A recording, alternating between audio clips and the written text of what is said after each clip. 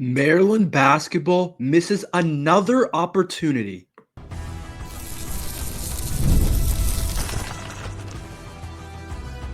You are Locked On Terps, your daily podcast on the Maryland Terps, part of the Locked On Podcast Network. Your team every day. What's up, everyone? I'm Tre Moore, host of Locked On Terps, part of the Locked On Podcast Network, your team every day. So thank you for making us part of your day. And today's episode is brought to you by the Gametime app. Download the Gametime app, create an account, and use code LOCKEDONCollege for $20 off your first purchase. I'm also doing work at InsideBlackandGold.net, so make sure you guys head over to InsideBlackandGold.net for all your latest Terps news. Maryland basketball misses another big opportunity against number 9 Oregon. It just feels like Maryland sports in general continues to miss opportunities. It feels like a lot of these games feel the same, and I'm starting to get deja vu from last year's basketball team. And I know this team is a lot better than last year's team, but I'm starting to get some deja vu from last year's team and not being able to finish out games. But Maryland basketball just missed a huge opportunity on its road trip to be able to go forwards. Even if you ended up losing to number 9 Oregon, it would have been okay if you had beaten Washington. But losing to Washington and losing to number 9 Oregon on your first big West trip, and clearly we weren't ready for the travel and all those different things that comes with going on a trip across the country, all the way across the country to a place out west that you're not familiar with. Clearly we were not ready for that because the Terps dropped 2 straight games, one to an Oregon team, which I thought were pretty equal in terms of talent. I just thought Maryland didn't capitalize in certain spots where Oregon did. And then where we lost to a team like Washington that were clearly better than that. Not a whole lot of Big Ten teams are going to lose to. We ended up losing to that team as well to drop to 1-3 in conference. And there's a lot to be said about this game, but I think the number one thing is that Maryland basketball just blew a humongous opportunity, a huge opportunity for the Terps to get a huge win over Oregon. I already talked about the Washington loss a good amount, but Maryland had a really good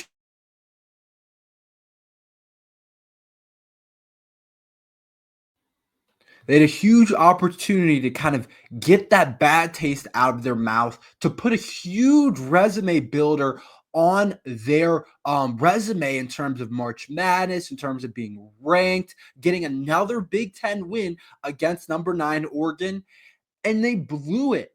And you already knew it was going to be tough to beat Oregon. It's going to be tough to beat a really good Oregon team anyway, just because how much talent they have, how well they shoot the ball at times. They're just a good team, but you knew it was going to be extra difficult because 1, you're on the road.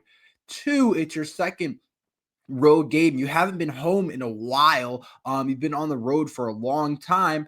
And 3, this Oregon team just got blown out by Illinois. And when a team like Oregon, that's too talented to be getting blown out by anybody in the country, gets blown out by an Illinois team, that's good. A good top 25 team, but for no reason should they be getting blown out by Illinois at home. The fact that they got blown out, you knew that Oregon was going to come with energy and that they weren't going to let that happen again.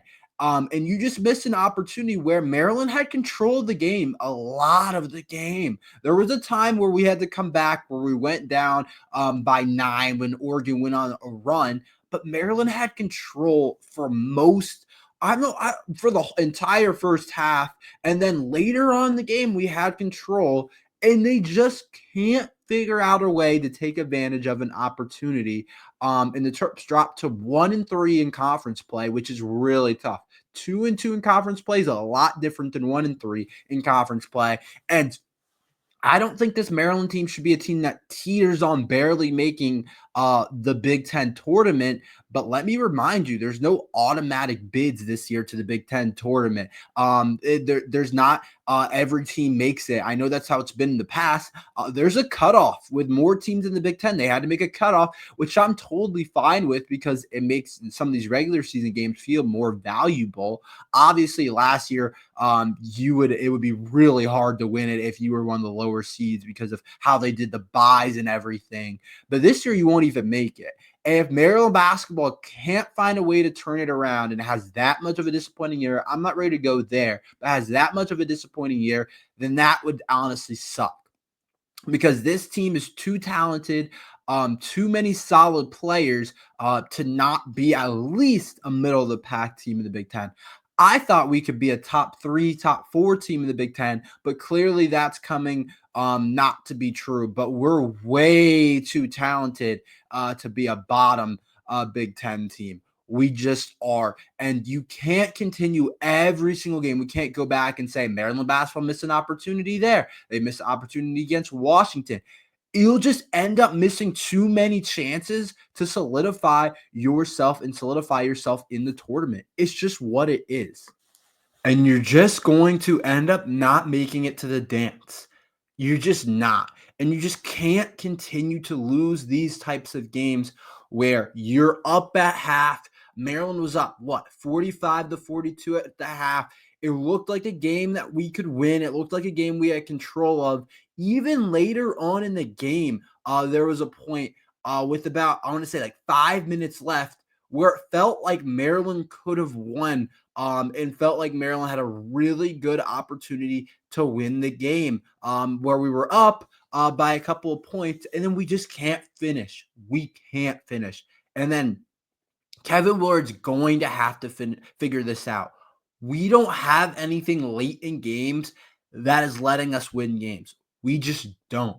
Nobody hits the shot. It feels like every single time so far this season, whether it's Purdue and the Smith kid, who's one of the best players in the Big Ten, but he continued to make shots late down the stretch with about 5 minutes, 3-4 minutes left in the game to allow Purdue to beat us, even though Maryland had been up.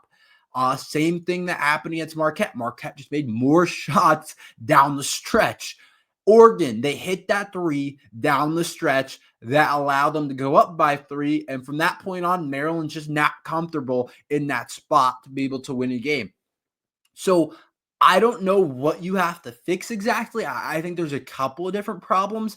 I think one, we don't know who to go to down the stretch. A lot of people would say use your 5-star, use Derek Queen, but over the last couple of games, he just hasn't been his best. And even though last game against Oregon, he put up a solid stat line, it still feels like he hasn't gotten to the point where he was earlier on in the season, where when we were playing Purdue, when we were playing Marquette, playing some of those early season teams, he felt like the best player on the court. It didn't quite feel like that this time. It felt like they probably had the best player on the court in the Jackson Shellstad guy who went 5 of 5 from the 3-point line. Really tough to beat a team when one of their guards goes 5 of 5 from the 3-point line. But it just felt like Derek Queen, he looked solid in the game, but it's hard because I think it's hard sometimes when your big man is your best player to go to him down the stretch. Sometimes that's tough to do. And so I think we don't know exactly to go down the stretch. I would like to see more Gillespie, Queen, pick and roll, some of those things. You'd like to see somebody be a go-to guy down the stretch. But so far, it's just shown that we haven't shown that we've had that guy to be able to go to down the stretch. And I feel like that's what's really hurting Maryland basketball because we never know who's going to show up right now. We have 5 starters that are all really talented, but Celso Miguel could go for 24 or he could go for 5 points and shoot 0 of 4 from the 3-point line. Jacoby Gillespie could go for 20 points and 10 assists, or you go for 5 points like he did against Washington, or did he even score against Washington? What do you have, 0 or 2 against Washington? And so we're having trouble finding consistency because every single player in our starting lineup is talented and is good and has the potential to go off, but they also have the potential to do nothing. And we've seen that way too much, where other teams are getting consistent performances from who they need consistent performances from. Whether it's like, whether I immediately think of the kid from Purdue, I feel like he's consistent. He's going to get Purdue what they need to be able to win. When I think of different players, and I just don't think Maryland has enough consistency in their starting lineup. There's talent. There's way more talent than last year. But last year, we knew Jameer Young, we could go to him down the stretch. That was one thing was for sure. We knew we could go down to Jameer Young down the stretch. But this Maryland team, they just cripple down the stretch. It's never quite good enough at the end of the games, and they can't figure it out. And part of that's on Kevin Willard. Part of that's on the players. They just seem to not execute down the stretch. And if we executed down the stretch, at least some of the time this season, we would probably have won that game against Oregon. We'd have a really good chance at beating Purdue, and we would have had a really good chance at beating Marquette. But you got to remember, this is basketball. That's what it comes down to. When you're playing a good team like the number 9 team, ranked team in the country, and I don't know if they're going to drop a little bit or what, but when you're playing a team like that in the basketball, it comes down to who makes the shots down the stretch, who can execute down the stretch with 5 minutes left, who's going to turn over the ball less, who's going to take the right shot. And we saw Jacoby Gillespie force up shots. We saw Maryland turn over the ball down the stretch. We saw them not be comfortable. And that's what it comes down to in the games like this. And Maryland can't finish down the stretch. And it's that simple. And you're not going to beat any ranked teams. You're not going to beat any good teams. You're not going to win close games if you can't figure it out down the stretch. I don't know if they need to practice more situational stuff. If Kevin Will needs to do more, there's 3 minutes left type stuff. You're down by 2 points with 3 minutes left in practice. I don't know, but they're going to have to figure it out because right now, they can't figure out what to do down the stretch, and it's making Maryland miss a huge opportunity to get to the same thing happening against Washington as well. Washington out-executed us down the stretch. It happens pretty much every single game. It's not like we're getting blown out. We haven't gotten blown out this year. It's just that the last couple possessions of the game, we just can't figure it out. Can Maryland basketball rebound? I'll tell you what I think next.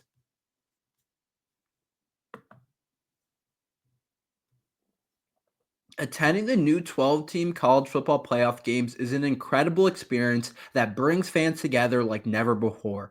I remember the excitement of past playoff games and can't wait to make new memories with the updated format and extra teams involved.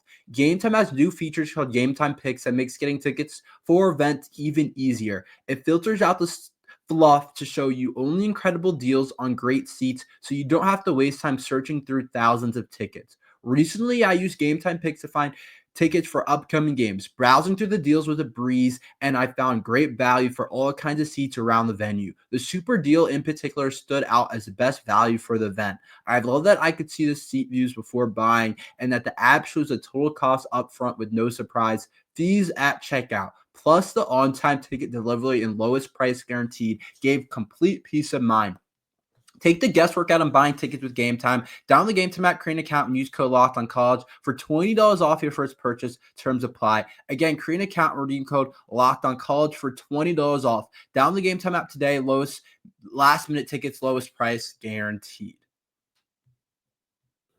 So Maryland basketball has hit a spot this season that I was really hoping we could potentially avoid, but how it usually goes, you're going to face some adversity through the season. And when you're in a conference like the Big Ten, that's just what it is. And the question is, can Maryland basketball rebound? I think so. I know that things have gone bad.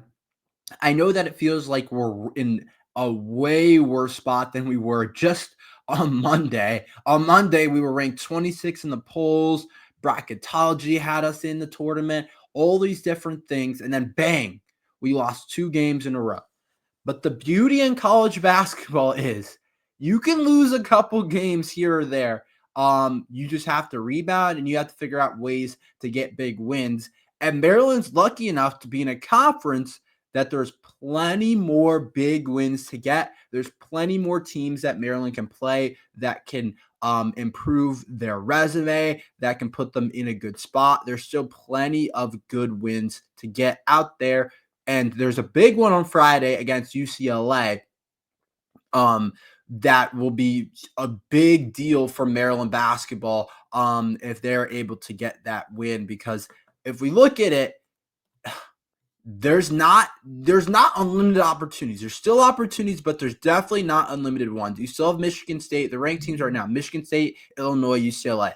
So as it stands, you have 3 more ranked teams. That can obviously change, but I do think that Maryland basketball can rebound. I do think we still have the talent. To me, it has still been a start that I don't want to say I feel awesome about, but I still feel like we have proven that we're still a good team. Like I said in the earlier segment, we're not getting blown out. We're not losing by 10 or 15 points on the road to Oregon. We're in the game the entire time, and we end up losing by 4 or 5 points down the stretch because somebody doesn't execute, or somebody doesn't do their job, or somebody doesn't make a shot, or Jacoby Gillespie forces up a shot. And I still think we have all the talent we need to make the dance. I don't think that we have the same ceiling that I originally thought. At first, I thought maybe Maryland can be as good as anybody in the Big Ten. I don't know if I feel that about this team, but I still feel like we can be a solid 6, 7-ish seed in the tournament. I think we still have all those components, 8 seed maybe. I just think we have to figure out how to win games late. And I still think that we have enough personnel. And I think the thing about Maryland is the commentators said it. They said if Maryland figures out a way for all 5, 6, 7 guys, 8 guys in a rotation to click at once, they'll be so good. Because we saw on Sunday, we saw Rodney Rice looked really good. 19 points, 3 of 5 from the 3-point line, 5 of 8 from the field was a really good, solid game from Rodney Rice. We saw guys off the bench, Jay Young and Deshaun Harris-Smith, still be productive.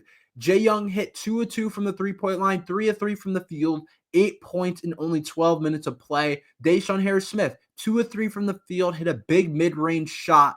Overall, had a very solid game. And so the fact that, and we saw Tafari Gapari put on a show defensively off the bench. The fact that a lot of guys off the bench played well. Rodney Rice played well. Derek Queen, mixed feelings about, 6 of 13, still had 17 points, but we can't get everyone on the same page. Jacoby Gillespie has a horrible first half, turns it on the second half, but has a horrible first half, and he's sitting on the bench way more than we need him to. Selton Miguel, I go back and forth. At times, I think he's a little too aggressive, but when his shot goes in, he's a really good player. If we can just get all 5 guys going at once, and I know that doesn't always happen, but 4 of the 5 going, then you're going to be in a good place. And Deshaun Harris-Smith looks like has new confidence off the bench. Jay Young shooting a really high percentage from 3. It's really not the end of the world. We have a big game against UCLA on Friday. I think it's a must-win. I'm telling you guys now, I'll probably have an episode saying it feels like a must-win game. You can't drop to 1-4 in the Big Ten. But I do think that Maryland can still figure it out. You get UCLA at home, which is huge. And I do think the Terps can rebound. I do. I think you still have guys that can shoot the ball. You shot 42% from the 3-point arc. It's not like you shot the ball horribly, and that includes Derek Queen going 0 for 2 from the 3-point line, which didn't help at all. But I think you're going to be able to figure it out. I still believe in our talent and our team, and I do think Maryland basketball will be able to figure it out. Maryland football gets a big portal pickup. Let's switch gears. We'll talk about that next. From big upsets to game-winning drives, the NFL playoffs are better with FanDuel because right now new customers can bet $5 and get $200 in bonus bets guaranteed. That's $200 in bonus bets, win or lose. The FanDuel app gives you everything you need for live bets, same-game parlays, and so much more. So visit the website and share betting lines around your team or league. Just visit FanDuel.com to join today and get started with $200 in bonus bets. That's FanDuel.com. There's so many different things you can bet on FanDuel right now, whether it's NFL playoffs or whether it's the NBA has daily games or the college football playoffs, the semifinals are this Thursday and Friday. You can bet on so many different things on FanDuel. So make sure you guys head over to FanDuel. Make the playoff season unforgettable with FanDuel, an official sportsbook partner of the NFL. Maryland basketball, or excuse me, I keep saying I've been talking about basketball and then I want to say football. I'm getting them a little mixed up right now. That's on me. Maryland football, to correct myself, gets a big portal pickup. So Maryland picks up a much needed defensive lineman in the portal, but this isn't one that's like, oh, he went to a D2 school, but he played really well there. This kid, D.D. Holmes, who's transferring from Florida State to Maryland, I think is a really big pickup for Maryland football, and I think he's really going to help the Terps next season. As a freshman, didn't play for Florida State, so I guess he's a redshirt freshman. I guess he still has all his years of eligibility, still has 4 years of eligibility, which I think is big because I think he could potentially start next year for us on the defensive line. He's an edged guy, which I think definitely a spot which we want, which we need. Didn't really play last year for Florida State, which is interesting. It's hard to play at a place like Florida State, even though they were terrible last year, but they were probably trying to preserve his red shirt, and they had other edge guys that were like really good guys that transferred out. He might be a real big piece of what they did if he stayed next year, but I'm not complaining. And to give you guys a little bit about this guy, he was a 4-star prospect out of high school, one of the best players in DC, went to Gonzaga, not too far at all from College Park, right there, in DC, and he was one of the best players in DC, one of the better players in the entire country, 4-star prospect, has a lot of attributes and traits that I like. They have him listed at 6'6", 255, so he's got the prototypical size you want from an edged guy, from a defensive lineman. And I think that he was second. The interesting thing is Maryland was second on his recruitment, but then he decided to go to Florida State, which makes sense. I mean, Florida State had a lot going on then. They were kind of a big time program, which they still are, but just after last season having a complete joke of a year, they lost a lot of different guys. But of course, we were second in his recruitment, which makes sense as a DMV kid. But I think I'm really excited about adding a defensive lineman with youth. I think we have some guys that are getting up there in age, and we lose some guys as well. And I'm excited to get somebody that has some youth and some talent. Of course, we hope we can hold on to Zion Ely. He's really the next up guy, but he's only 2026. Like, we still got a year to go until we get him. And I think D.D. Holmes is a guy that potentially could start right away, play a ton of time right away. And a lot of the young defensive linemen haven't gotten to a point where I feel really good about them. Like, you got to remember, Kellen Wyatt is older now. Believe it or not, like Kellen Wyatt next year is a senior. Some of these guys that have been around a little bit are just older. Quayshawn Fuller now gone. So it's like guys are older, guys are leaving, and you want youth. And I like guys on the defensive line from Maryland. I like some of the young pieces that we have, but I feel like a lot of them just haven't proven themselves. And I like them in terms of talent, but I want some guys that I feel really good about. And like I said, Kellen Wyatt gone, Quayshawn Fuller should be gone as well. And then you look at guys like Donnell Brown, who's on the edge, gone. And we have some talent. Neo Avery, I felt never just always it was hurt, and I really felt like he could take a jump. Maybe he still can, but I do think DD is a real good ad that can really help us next year in a lot of different spots. Remember, 4-star out of high school. He's only been in college for 1 year. So you still get all the eligibility because he redshirted, didn't play at Florida State. And I think he's going to be a really good player for Maryland football next year. And maybe a guy that breaks out in the Big Ten and gives us a real chance to have a solid defensive line and a real pass rusher up there, which I think is a big deal. Remember, has all the traits at 6'6", 250. So I do think he can be a really good player for us. That's all we have for today. Thank you for listening to Locked on Terps. Make sure you like and subscribe. We're here every day talking Maryland football and basketball. So thank you for listening to Locked on Terps.